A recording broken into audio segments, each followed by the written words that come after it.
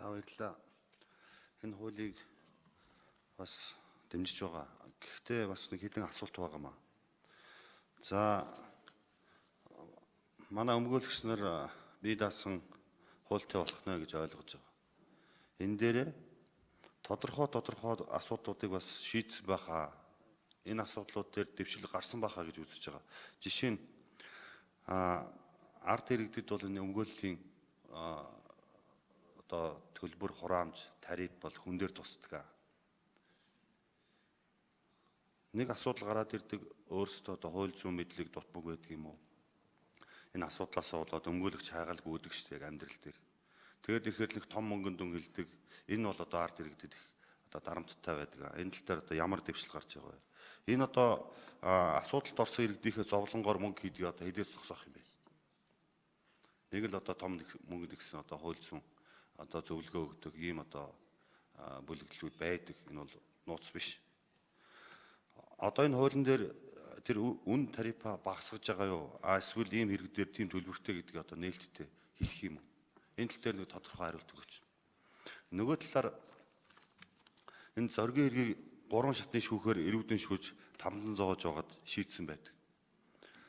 За хэрэг үйлдсэн гэх 3 хүний өмгөөлөгч нь тагнуулын ажилтан байсан гэдэг. Энэ одоо өмгөөлөх эрхийг хэн өгсөн байдаг юм бэ? Ийм юм одоо байж болдго юм уу? Эргээ тодруулъя та. Ажлын хэсэг 85 дугаар микрофоныг өгье. Хууль зүйн бодлогын газрын дарга сайн зэрэг. За Сүхбаатар гишүүний асуултанд хариулъя.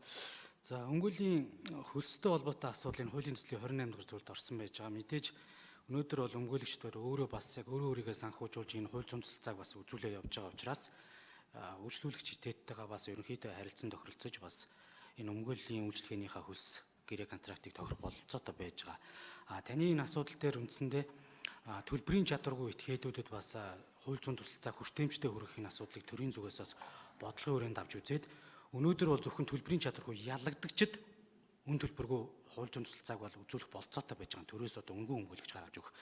Энэ асуудлыг шийдэх үүднээс бид нар бас хууль зүйн төсөлцөөний тухай хууль гээд шинжилсэн хариулгыг хийгээд нэлээд өмгөөлийн үйлчлэгийг бас хүртээмжтэй хүргэх. Эргээд бас энэ үйл ажиллагаандаа бас одоо өмгөөлөгчтэй холбоотойгоо хуульчтай холбоо энтертэй бас үйл ажиллагааг нь уялдуулан зохицуулах энэ асуудлыг бас хууль дээр бас тодорхой тусгаж оруулж ирж байгаамаа. За таны хоёр дахь асуудлын хувьд дээр бол үндсэндээ өнөөдөр Усын дээд шүүхтэр 2800 орчим өмгөөлөгч бүртгэлтэй байгаа. За хуулийн сонгон шалралтад тэнцсэн л бол өмгөөлийн эрх шууд нийлэх болцоотой. Өнөөдөр магадгүй прокурор ажиллаж байгаа, шүүгчээр ажиллаж байгаад, мөрдөгчөөр ажиллаж явж байгаад ажлаасаа чөлөөлөгдсөн, халагдсан нөхөр бол одоо шууд маргааш дээд шүүхтэр өмгөөлийн эрх нийлүүлэх бүрэн болцоотой. Ийм л одоо хууль эрх зүйн орчим явж байгаагаас таны энэ одоо асуусан асуулттайгаар нөхцөл байдлууд гарсан байгаа. Тэгэхээр энэ хуулиар бас энэ тодорхой асуудлуудыг цэгцлэхгүй бол эргээд энэ Монгол Улсын үндсэн хууль заасан тэр хууль зүйн тусалцаа авах эрх. Энэ бол зөвхөн өмгөөлөгчдийн асуудлыг шийдэж байгаа хууль биш. Энэ нөгөө талдаа бас иргэдийн хууль зүйн тусалцаа авах эрхийг л баталгаажуулж хангаж байгаа хууль байгаамаа. Энэ одоо алдагдж байгаа учраас бас өмгөөлийн бие даасан хуулийг нь тэр нүүбийн суур зарчимд нийцүүлж бас энэ хуулийг одоо оруулж ирж байгаа гэж хэлж болно. Нэмэлт 1 минут Сүхбаатагчунд. Тодруулъя. За би тодорхой асуусан шүү дээ. Тэр зоргийн эрхтэй холбоотой тэр тагнуулын ажилтан өмгөөлөл хийсэн гэж. Энийг ямар одоо эрхтэн дарахтан эсвэл өмгөөлөгчтэй холбоо юм уу олгосон байдаг юм бэ гэж асуугаад байна шүү дээ. Ийм байж болдго юм. Нөгөө талаар энэ үн тарифтай холбоотой асуудлыг та бүхэн ингэж нэг тодорхой биш байдлаар л яриад байна да. Тэр үйлчлүүлэгчтэй холбогдоод үн хөлсөө тохирч гэж. Энэ бол хүн тусаад байгаа шүү. Энийг бол одоо бас ажлын хэсэг тодорхой анхаараа. За нөгөө талаар би нэг жишээ хэлье л да.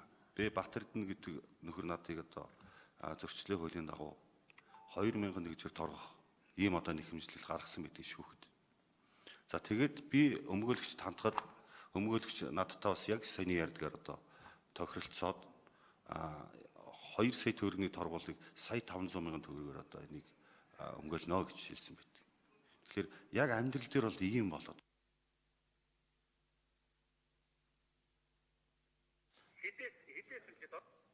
Сайн зэрэг хариулъя. 85 дугаар микрофон. За эхний асуудал бол үндсэндээ өнөөдөр өмгөөллийн эрхийг хаанаас олох вэ гэдэг асуудал ерөнхийдөө зохицуултгүй яваа гэж хэлж болно. Тэр хуульч эрх зүйн байдлын тухай хуулиар хуульчийн шалгалтанд тэнцсэн этгээд дээд шүүхтээр бүртгүүлэл өмгөөлөл хийж байгаа. Энэ өнөөдөр яг энэ хууль зүйн тусалтайг чанартай үзүүлж гинүү. Яг таны хэлээд байгаа өнөөдөр тагнуулын ажилтан ч гэдэг юм уу мөрдөгч хийжсэн хүн маргааш гараад өмгөөлөх хийх болцоо нь гарчаад байгаа байхгүй. Тэгэхээр энэ дээр нөгөө үйлчлүүлэгч этгээдийн эрх ашиг хөндөгдөж байгаа учраас энэ өмгөөллийн хуулийг оруулж ирж байгаа бас нэг үндэслэл нь энд болж байгаамаа. За үйлчлэгээний тэр хөлсийн асуудал бол өнөөдөр л одоо дэлхийн нийтийн жишг хандлагын юм байгаа. Ерөнхийдөө л бас энэ зах зээлийнхэн зарчмаар харилцан тохиролцож одоо ажиллах болцоотой. Гэхдээ нөгөө талдаа эргээд бидэд бас төлбөрийн чадваргүй этгээдэд хууль зүйн төлөлцөө үзүүлэх асуудал төрийн бодлогоор дэмжихээсээ гадна зарим асуудлыг процессыг хялбарчилж хүн бас өөрийгөө заавал өмгөөлөгчдөр орохгүйгээр одоо шүүхтэр бас асуудлаа ярьдаг тэр хялбарчуулсан одоо процессуудыг иргэний процесс төр ч гэдэг юм уу. За магадгүй тэр зөрчил